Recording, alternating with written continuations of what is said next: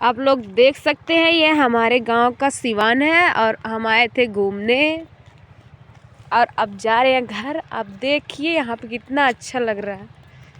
यहाँ आने के बाद तो जाने का मन ही नहीं करता, पर क्या करें, जाना तो पड़ेगा ही क्योंकि शाम हो गई है और अब जा रहे हैं। वैसे आप लोग ज़रूर बताइएगा कि आप लोग कैसे हैं। ये देखिए यहाँ पे मछली पालन होता है।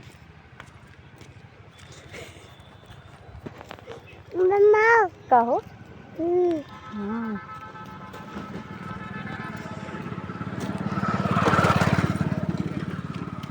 और ये देखिए ये जो दिख रहा है यहाँ पे स्कूल है।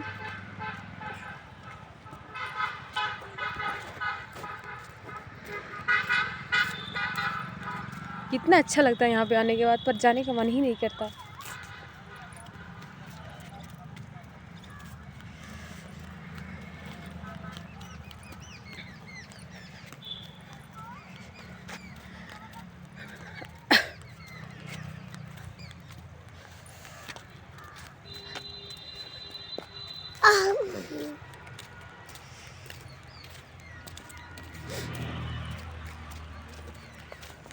जिसको घूमना है वो आ सकता है यहाँ पे।